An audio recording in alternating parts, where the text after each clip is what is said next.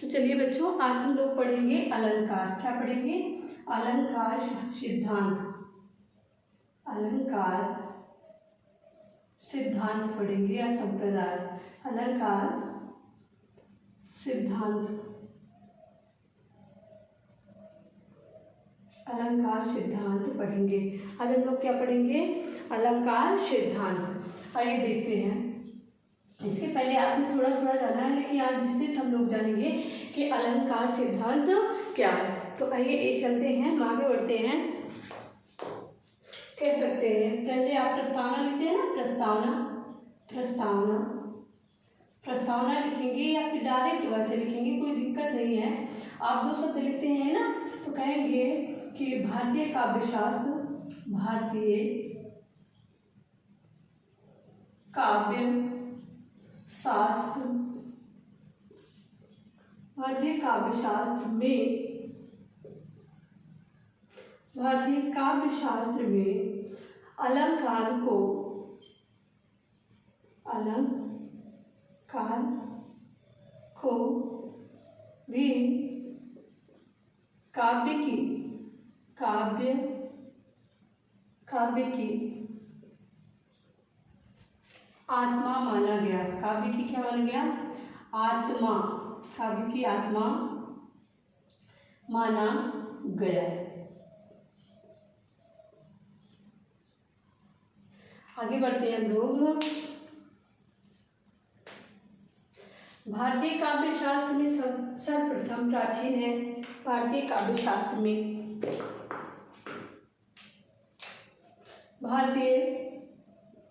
भारतीय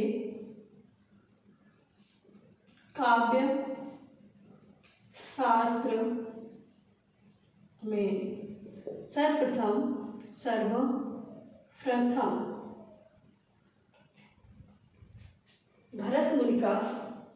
भरत मुनि का नाट्यशास्त्र लिया जाता है। यद्यपि, आगे कह सकते हैं कि यद्यपि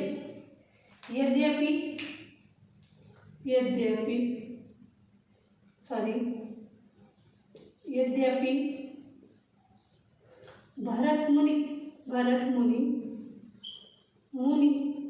क्या माने जाते हैं? आप ध्यान से देखिए। भरत मुनि रस सिद्धांत के प्रस्तोता माने जाते हैं।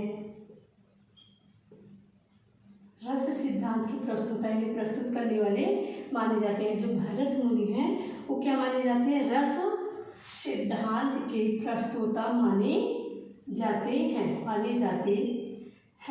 लेकिन अनजाने में ही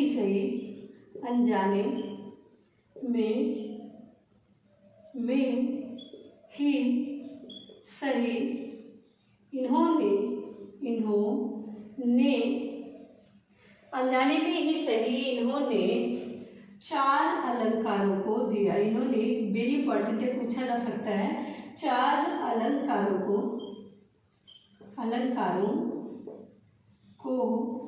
दिया। क्या दिया? चार अलंकारों को दिया। देखिए, पहला है इनके अनुसार दिया गया यमक, दूसरा दीपक, और तीसरा है उपमा। यमक, दीपक, उपमा और रूपक। इन्होंने चार अलंकार दिए। रूपक यानी इनका जो भरतनाट्य है, भरत मुनि का जो रस सिद्धांत के प्रस्तोता माने जाते हैं। लेकिन अनजाने में ही सही इन्होंने क्या किया? अलंकारों को दिया। और किसमें दिया? देखिए, इनकी भरत मुनि की रचना है। भरत मुनि रस सिद्धांत के प्रस्तोता माने जाते हैं, लेकिन इनकी रचना क्या है? सर्वप्रथम तो है नाट्य शास्त्र। क्या है? नाट्य शास्त्र। पहले भी बताया था आपको। और जो नाट्य शास्त्र है ये आपका उसी में ये चारों अलंकार दिए गए। नाट्य शास्त्र में ही सर्वप्रथम क्या किया इन्होंने, अनजाने कह सकते हैं आप कि सर्वप्रथम और अनजाने में, और इन्होंने जानबूझकर नहीं किया, अनजाने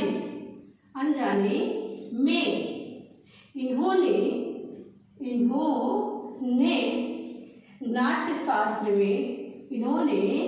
नाट्य शास्त्र में इसका वर्णन किया। नाट्य शास्त्र में इसका वर्णन किया।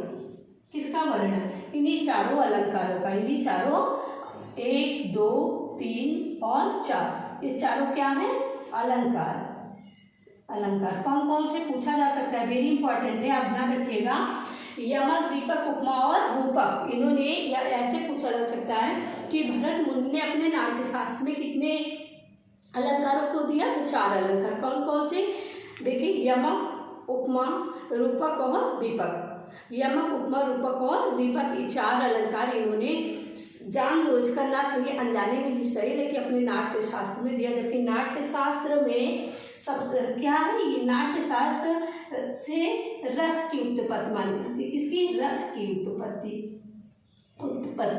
लेकिन सर्वप्रथम इन्होंने क्या किया, अनजाने में इन्होंने दे दिया तो रस, लेकिन अनजाने में क्या किया, इन्होंने 4 अलंकार भी दे दिए गए। तो सर्वप्रथम कौन दिया, भरत मुनि ने। लेकिन नाट्य शास्त्र की जो प्रणेता, अलंकार के जो प्रणेता है वो कौन है, भरत मुनि है। आइए आगे बढ़ते हैं। देखिए नाट्य शास्त्र, देखिए यहीं पे आप थोड़ा समझ लीजिए। कहा जाता है कि अलंकार सिद्धांत की काव्य की आत्मा, काव्य की, वेरी इंपॉर्टेंट है, आप ध्यान रखिएगा, काव्य की आत्मा। उस दिन भी बताए थे आपको कि जो काव्य की आत्मा है किसने क्या माना, ठीक है। तो 6 लोग वेरी इंपॉर्टेंट हैं, आप जानते रहिए कि किन्होंने क्या माना इसको। काव्य शास्त्र में जो काव्य की आत्मा है, अलग अलग विद्वानों ने अपने अपने अनुसार माना। तो किसने क्या माना है, आइए हम लोग देखते हैं। तो सबसे पहले देखें भरत मुनि का है, भरत मुनि ने क्या माना, भरत मुनि ने कौन सी रचना दी, रस को माना। भरत मुनि ने रस माना, रस को काव्य की आत्मा माना। भरत मुनि ने रस को काव्य की आत्मा माना। और देखिए भामा ने माना, किसने, भामा ने अलंकार को माना, अलंकार को काव्य की आत्मा माना। फिर आपका वामन महोदय ने क्या माना, तो वामन महोदय ने रीति को माना। किसको, रीति को काव्य की आत्मा माना। फिर आइए देखते हैं आनंदवर्धन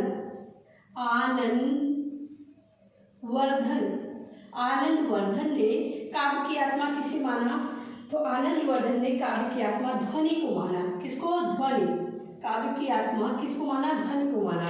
फिर वक्रोक्त ने क्या माना, कुंतक ने क्या माना, वक्रोक्ति माना, कुंतक ने वक्रोक्ति को माना। फिर बच रहे हैं क्षेमेंद्र महोदय ने काव्य की आत्मा किसे माना, क्षेमेंद्र महोदय, इन्होंने काव्य की आत्मा क्या माना, तो इन्होंने काव्य की आत्मा क्या माना, बताइए आप, औचित्य, काव्य की आत्मा को क्या माना, औचित्य।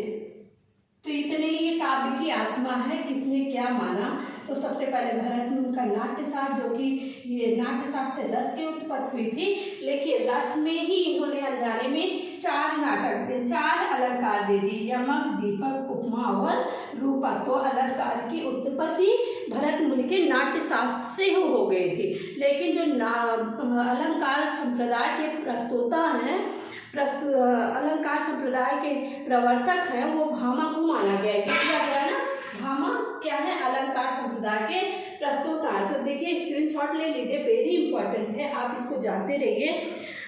तो आगे बढ़ते हैं। आइए हम आगे बढ़े। तो जो ये हो गया, और भामा का जो अगर भामा और लगभग भरत मुनि का समय क्या माना जाता है? छठी शताब्दी, छठी या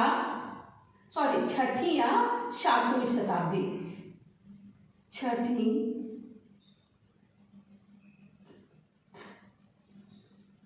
छठी व सातवीं शताब्दी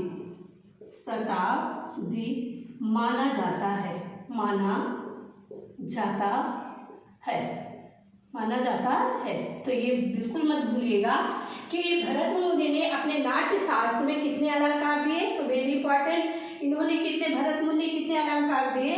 तो 4 अलंकार दिए। कितने? 4। कौन कौन से दिए? दूसरा प्रश्न, यमक, दीपक, उपमा और रूपक। रूपक, उपमा, दीपक, यमक। दीपक, उपमा, रूपक, यमक, मतलब कहीं से भी लेकिन 4 अलंकार होने चाहिए। आइए, ये प्रस्तावना हो गया कि संस्कृत में जो रस की उत्पत्ति है यहीं से शुरू हो चुकी थी। लेकिन आइए हम चलते हैं अब संप्रदाय पे, ठीक है, अलंकार संप्रदाय। इतना स्क्रीनशॉट ले लीजिए आप, तो आगे बढ़ते हैं। अब आइए आगे बढ़े, बहुत ही आनंद आएगा। आप मेरे साथ क्लास लेते रहिए बच्चों, बहुत ही आप दिलचस्पी के साथ पढ़ेंगे। आपको ये लगेगा कि हाँ हम तो सही से क्लास ले रहे हैं, आपको ये नहीं लगेगा कि हम मोबाइल पे पढ़ रहे हैं या लैपटॉप पे पढ़ रहे हैं। आइए देखते हैं अलंकार संप्रदाय। अलंकार संप्रदाय, अलंकार संप्रदाय के प्रवर्तक हमने बताया ना कौन है? भामा। अलंकार संप्रदाय के प्रवर्तक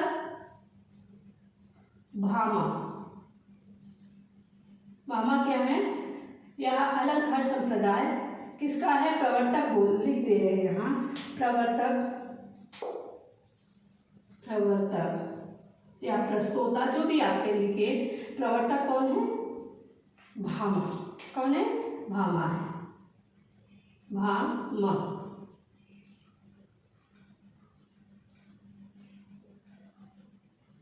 अलंकार संप्रदाय के प्रवर्तक भामा है।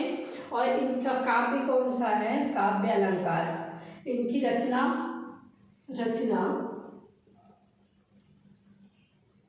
काव्य अलंकार। रचना कौन सी है इनकी? काव्य अलंकार। काव्य अलंकार, इनकी रचना कौन सी है? काव्य अलंकार। एक ही में रह गए, काव्य अलंकार, ठीक है, काव्य अलंकार, ठीक है। आइए आगे बढ़ते हैं। काव्य अलंकार आपने देखा, अलंकार संप्रदाय के प्रवर्तक भामा, रचना कौन सी है? काव्य अलंकार। आइए आगे बढ़ते हैं हम। अब भामा के अनुसार भामा ने अपने रचना भामा, समय को बता चुके हैं। भामा का समय लगभग छठी शताब्दी,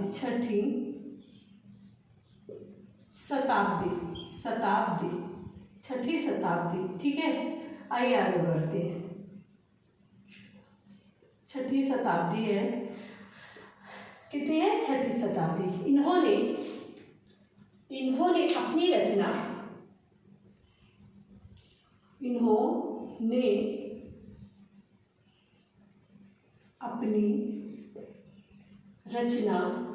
या अपने काव्य कह सकते हैं, अपनी रचना काव्य अलंकार, अपनी रचना काव्य अलंकार में वेरी इंपॉर्टेंट है, आप इसको जानिए। काव्य अलंकार में क्या दिया इन्होंने? अब देखिए, काव्य अलंकार में 6 परिच्छेद दिया, 6 परिच्छेद, 400 श्लोक और वेरी इंपॉर्टेंट 40 अलंकार। कितना? 40 अलंकार। ध्यान देते रहिए कि इन्होंने मतलब भामा अपनी रचना काव्य अलंकार में 6 परिच्छेद दिए, 400 श्लोक हैं और 40 अलंकार है, जो कि वेरी इंपॉर्टेंट है। ये अलंकार कितने अलंकार हैं?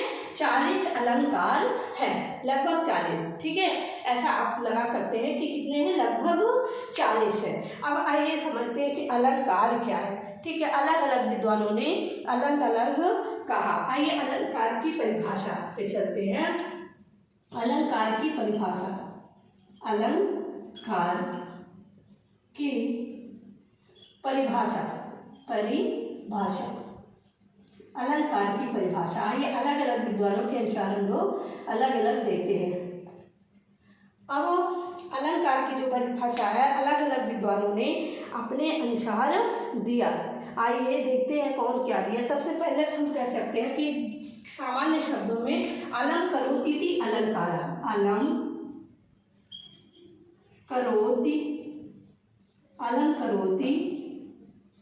इति अलंकारा, अलंकरोति इति अलंकारा। जो अलंकृत करे वही क्या है, अलंकार है। चाहे वह देखिए 2 चीज से है, अलंकरोति इति अलंकारा, जो अलंकृत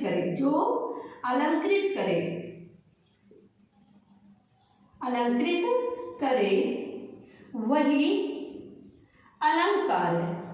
अलंकार जो सुशोभित करे, जो किसी पर लगकर सुशोभित करे वही क्या है, अलंकार है। अब अलंकार देखिए काव्य के साथ लगता है, काव्य के साथ लग कर क्या होता है, काव्य की शोभा बढ़ा देता है, काव्य की शोभा बढ़ा देता है। काव्य की शोभा क्या करता है, बढ़ा देता है। जब काव्य के साथ लगता है तो काव्य की शोभा बढ़ा देता है। और यदि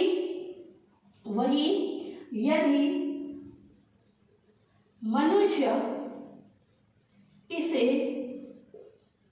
धारण करता है तो मानव सौंदर्य बढ़ता है। यदि काव्य के साथ लगता है तो काव्य के साथ लगकर काव्य की शोभा बढ़ा देता है। लेकिन मानव ये अलंकार को धारण करता है या यदि मनुष्य इसे धारण करता है तो क्या होता है, तो मानव सौंदर्य बढ़ा देता है। ठीक है, आइए आगे बढ़ते हैं और किसने क्या कहा, किसके अनुसार। चलिए तो सबसे पहले देखते हैं दंडी ने क्या कहा। इतना आप नोट कर लीजिए, तब हम आगे बढ़ते हैं कि किसने क्या कहा। ठीक है, इतना स्क्रीनशॉट ले लीजिए, वेरी इंपॉर्टेंट क्लास चल रही है। आपको लगता होगा, लेकिन यदि एक एक शब्दों को पढ़ लिया है तो कहीं से छूटेगा आपका नहीं। ठीक है, आइए आगे बढ़ते हैं। अब किसके अनुसार चलते हैं, दंडी के अनुसार। ठीक है, किसके अनुसार, दंडी के अनुसार। भामा तक हो गया, आइए हम दंडी के अनुसार चलते हैं। दंडी ने क्या कहा। अब दंडी महोदय के शब्दों में, दंडी महोदय के शब्दों में दंडी महोदय ने कहा, क्या कहा, दंडी महोदय ने कहा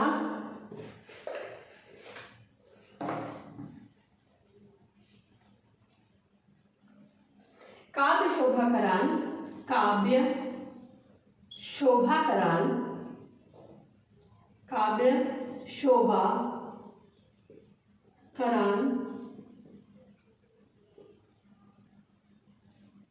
एक मिनट, इधर नहीं, इधर फिर साफ चमक रहा है, इधर साफ नहीं आएगा, आगे बताते हैं।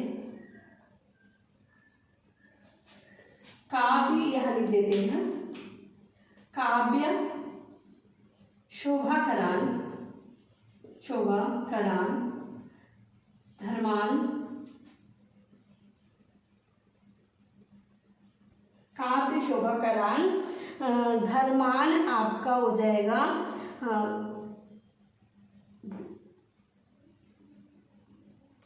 अलंकारान प्रच्यते, अलंकारान प्रच्यते, प्रच्यते। काव्य शोभाकरान, शोभाकरान धर्मान अलंकार प्रच्यते, किसके अनुसार? दंडी के अनुसार। आगे चलते हैं, हम देखते हैं वामन के अनुसार। सीधे इन्होंने कहा, वामन ने कहा, वामन महोदय के अनुसार वामन ने कहा काव्य सौंदर्यान, काव्य सौंदर्यान, इन्होंने सिर्फ एक ही शब्द कह दिया, सौंदर्यम अलंकार, सौंदर्यम, सौंदर्यम अलंकार, सौंदर्य को बढ़ाने वाला ही अलंकार है। ठीक है, सौंदर्य को बढ़ाने वाला, सौंदर्य, सौंदर्य, सौंदर्य को बढ़ाने वाला, बढ़ाने वाला क्या है? अलंकार, अलंकार है। अब आइए आगे बढ़ते हैं।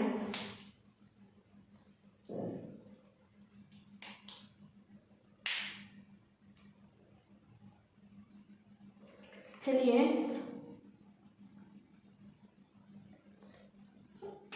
अभी कवि रुद्रट ने कहा है, रुद्रट, रुद्रट, रुद्रट महोदय के अनुसार देते हैं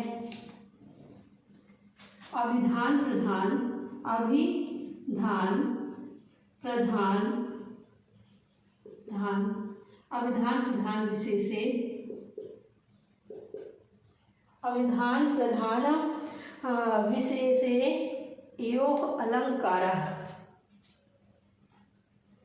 अभिधान प्रकार विषय से यो अलंकार, अलंकार। ये रहा कुछ कवियों के अनुसार परिभाषाएं। आइए आगे बढ़ते हैं।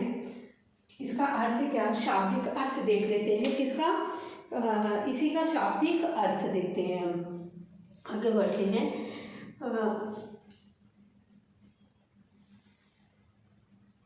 अलंकार संप्रदाय का विकास देख लेते हैं थोड़ा थोड़ा कि किसने क्या कहा है। ठीक है, तब आगे बढ़ते हैं हम।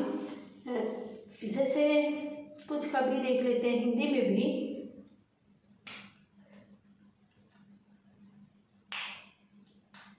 जैसे केशव ने कहा, किसने कहा? आचार्य, आचार्य केशव के अनुसार हम देख लेते हैं। हिंदी के कुछ अलग काव्य हैं। केशव ने कहा यद्यपि सुजात, केशव यद्यपि सुजात,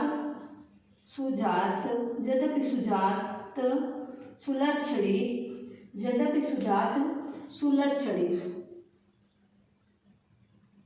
यद्यपि सुजात सुलक्षणी, यद्यपि सुजात सुलक्षणी, सुबरन सरस सुवृत, सुबरन सरस सुवृत, सरस सुवृत, भूषण भिन्न विराजय, भूषण भिन्न न विराजय, भिन्न न विराजय,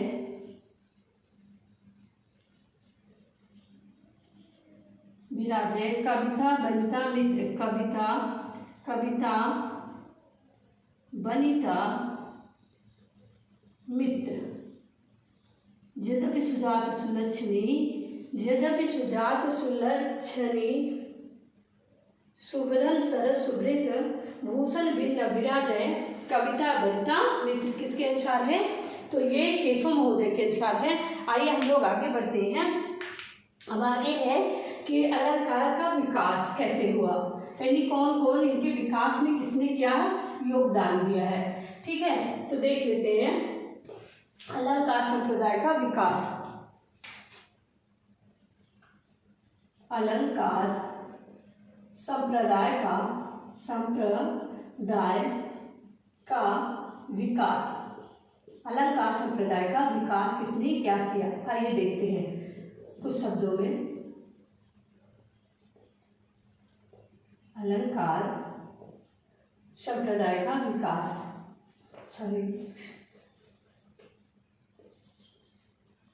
अलंकार संप्रदाय,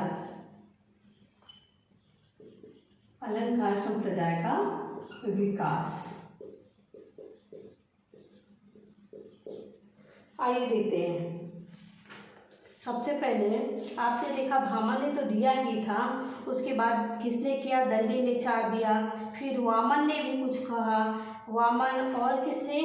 कुंतक, वक्रोक्ति, ठीक है। सबने अपना अपना उद्भट, रुद्रट, यम्यक सब देखे विकसित कभी कभी लिखेंगे संप्रदाय के विकास। सबसे पहले भामा, आप भामा को तो जान ही रहे हैं, ठीक है।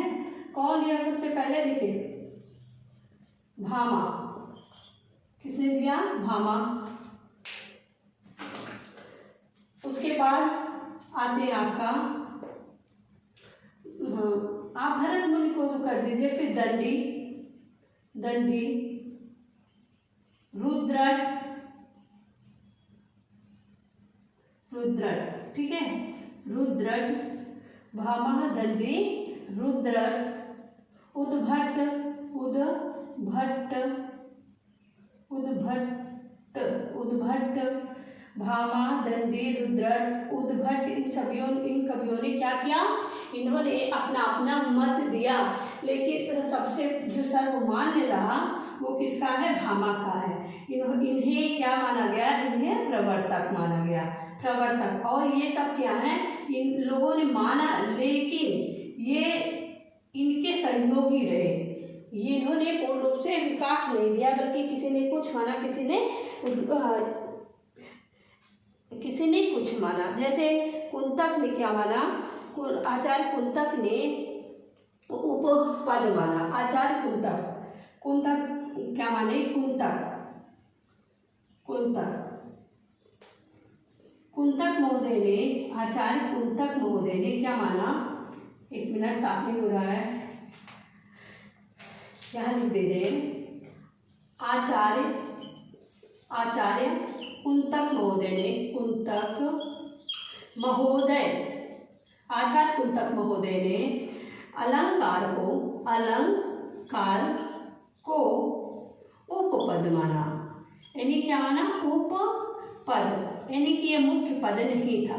इन्होंने क्या? इन्होंने कहा, इन्होंने अलंकार को मुख्य पद के रूप में, मुख्य रूप से काव्य का प्राण नहीं माना था, काव्य का प्राण नहीं माना था, ठीक है। काव्य का प्राण नहीं माना था। तो ये रहा अलंकार संप्रदाय का विकास, परिभाषा हो गई। आइए हम लोग देखते हैं, आगे हम बढ़ते हैं कि काव्य अलंकार का महत्व क्या है हमारे उसमें। तो हेडिंग बता दे रहे हैं आपको, आप जानते रहिएगा। फिर हम काव्य अलंकार पढ़ाएंगे, अलंकार क्या है, काव्य अलंकार का महत्व क्या है, ठीक है। काव्य अलंकार का महत्व तो देखते हैं। काव्य अलंकार का महत्व, काव्य अलंकार का महत्व देख लेते हैं हम लोग।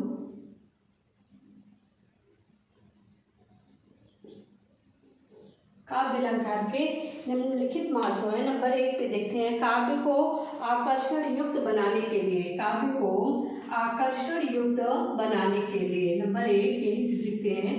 नंबर 1, काव्य को आकर्षण युक्त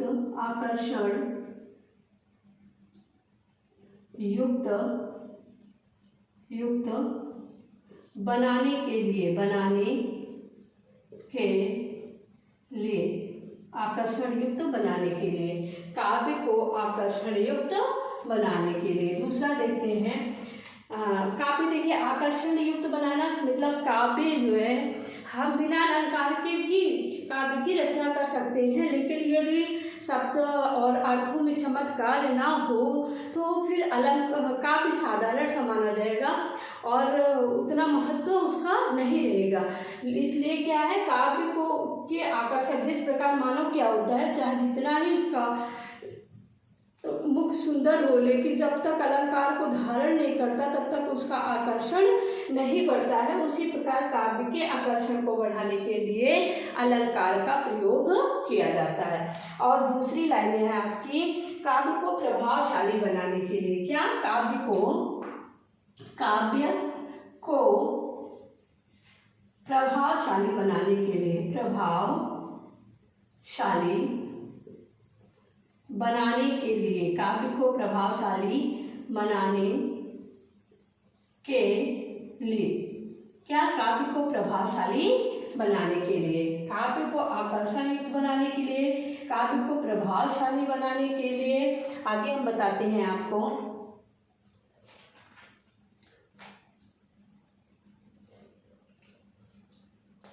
अब अलंकार से काव्य का औचित्य बढ़ जाता है, औचित्य बढ़ जाता है, औचित्य बढ़ जाता है आदि कारणों के लिए काव्य का विशेष काव्य के लिए विशेष महत्व है। तो आगे हम बढ़ते हैं। दो रूप होते हैं इसमें, अलंकार में दो, एक प्रकृत रूप होता है अलंकृत करने के लिए,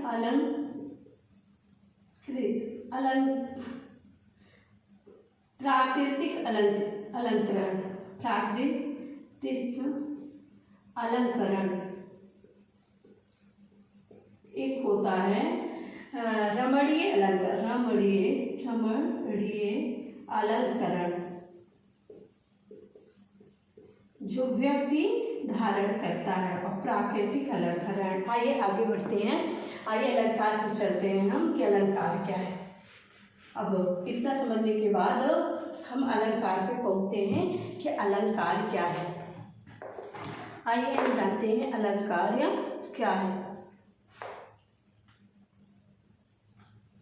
अलंकार, ये देखिए अलंकार की बात हम कर रहे हैं संप्रदाय के लिए, संप्रदाय तो हो गया, और अब हम अलंकार क्या है, ठीक है, अलंकार की बात कर रहे हैं। अलंकार किसकी बात कर रहे हैं? अलंकार की। अलंकार क्या है? जो देखिए अलंकार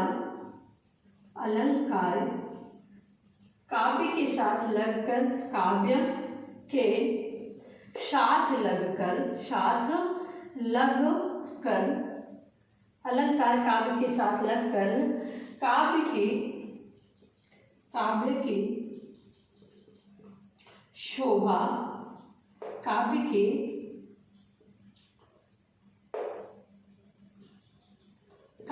शोभा बढ़ा देता है, काव्य की शोभा बढ़ा देता है। अलंकार काव्य के साथ लगकर क्या करता है? काव्य की शोभा बढ़ा देता। अलंकार को अलंकृत सौंदर्य भी कहते हैं। अलंकृत सौंदर्य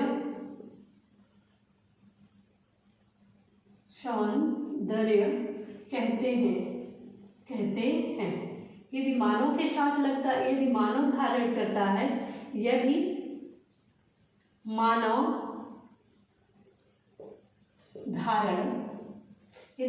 धारण करता है तो उसका आकर्षण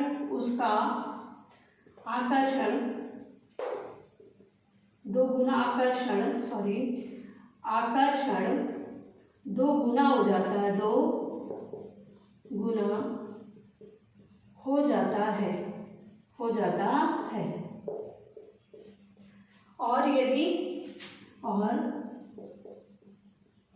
यदि काव्य के साथ लगता है, यदि काव्य में इसका प्रयोग किया जाता है, इसका प्रयोग किया जाता है, तो काव्य सौंदर्य बढ़ता है। काव्य सौंदर्य, काव्य सौंदर्य बढ़ता है, काव्य सौंदर्य बढ़ता है। किसके अनुसार? किसी की नहीं, अलंकार काव्य के साथ लगकर काव्य की शोभा बढ़ा देता है। अलंकार को अलंकृत सौंदर्य कहते हैं। यदि मानव धारण करता है तो उसका आकर्षण दोगुना हो जाता है, और यदि काव्य में इसका प्रयोग किया जाता है तो काव्य सौंदर्य बढ़ता है। आइए आगे बढ़ते हैं अब हम, ठीक है, आगे बढ़ते हैं। अब देखते हैं काव्य अलंकार। अब हम क्या देखते हैं? काव्य अलंकार। देखिए, अलंकार दो शब्दों से मिलकर बना है। अलंकार क्या है? दो शब्दों से बना है। अलंकार क्या है? दो शब्दों से बना है, दो शब्दों से बना है। नंबर 1 अलंघनकार, अलंघनकार। अलम मीन्स होता है, देखिए, अलम मीन्स हो गया सौंदर्य। अलम मीन्स क्या हो गया? सौंदर्य। कार मीन्स करना, कार मीन्स करना, जिसे धारण करने के बाद, जिसे धारण करने के बाद, जिसे धारण करने के बाद, जिसे धारण करने के बाद क्या हो? सौंदर्य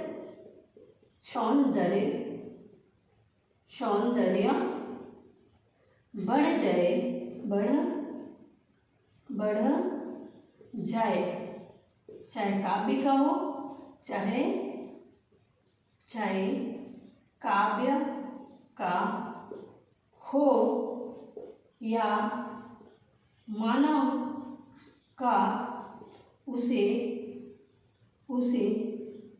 अलंकार कहते हैं, उसे अलंकार कहते हैं। उसे क्या कहते हैं? अलंकार कहते हैं। कि देखिए, अलंकार जो है वो दो शब्दों से मिलकर बना। कितने? दो शब्दों से। दो शब्द कौन कौन से हैं? अलम, पहला क्या है?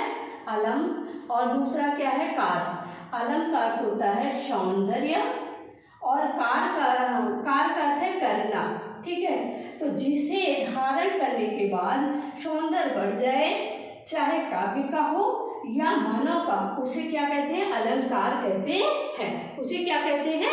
अलंकार कहते हैं। आइए अलंकार के प्रकार पे हम चलते हैं। इतना आप स्क्रीनशॉट ले लीजिए। आइए, अब अलंकार का जो प्रकार है वो मुख्य रूप से 3 प्रकार का है। अलंकार का जो प्रकार है, अलंकार के प्रकार, अलंकार के प्रकार। अलंकार का जो प्रकार है मुख्य रूप से 2 है, मुख्य रूप से 2 है, मुख्य रूप से 2 है। मुख्य रूप से कितने हैं? 2। कौन कौन से? अब देखिए, नंबर 1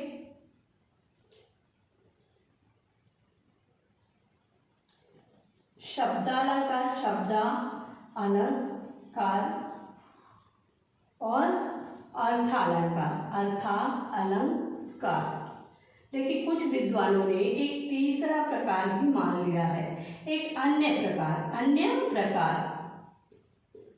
इसे गौड़ प्रकार माना गया है, इसे सेकेंडरी माना गया है, इसे विशेष महत्व नहीं लेकिन है। शब्दालंकार, अर्थालंकार, आपका ये दोनों मुख्य है, ये 2 मुख्य, ठीक है, मुख्य, मुख्य आपके कितने होते हैं? 2, मुख्य कितने हैं? 2। और एक अन्य प्रकार है, ये कौन सा है? देखिए, ये एक है उभयालंकार, उभयालंकार, शब्दालंकार, अर्थालंकार और उभयालंकार।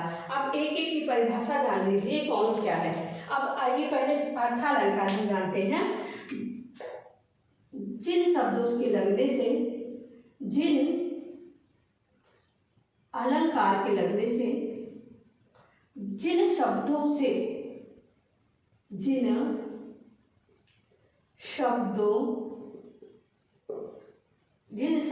के काव्य में अधिकता होने के कारण, अधिकता होने के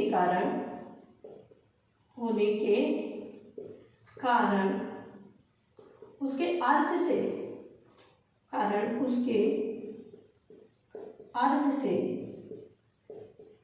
काव्य का सौंदर्य बढ़ जाए, काव्य का सौंदर्य बढ़ जाए, उसे अर्थालंकार कहते हैं। देखिए, अर्थ, उसके अर्थ से, ठीक है, उसके अर्थ से क्या हो, उसके अर्थ ऐसे शब्द रखे गए हो, उसके अर्थ से क्या हो, उसके अर्थ से काव्य का सौंदर्य बढ़ जाए, उसे क्या कहते हैं? उसे अर्थालंकार कहते हैं। उसे अर्थालंकार कहते हैं। उसे क्या कहते हैं? अर्थालंकार कहते हैं। आइए आगे बढ़ते हैं। फिर शब्दालंकार। अब शब्दालंकार क्या है?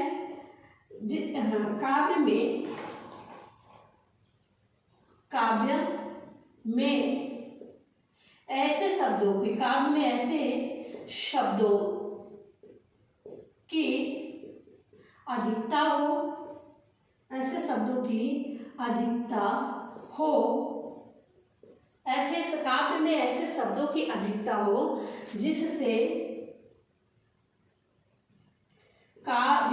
काव्य का सौंदर्य, जिससे काव्य का सौंदर्य शब्द मात्र से, सौंदर्य शब्द मात्र से ही बढ़ जाए, मात्र से ही बढ़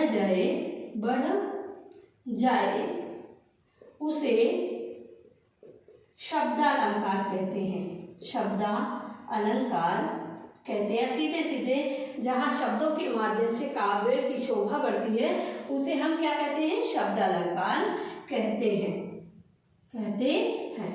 और जहाँ अर्थ के माध्यम से काव्य की शोभा बढ़ जाए, उसे हम अर्थालंकार कहते हैं। और उभयालंकार, चलिए इसको देख लेते हैं। जहाँ शब्द एवं अर्थ दोनों के माध्यम से, दोनों के माध्यम से काव्य की शोभा बढ़ जाए, काव्य की शोभा बढ़ जाए,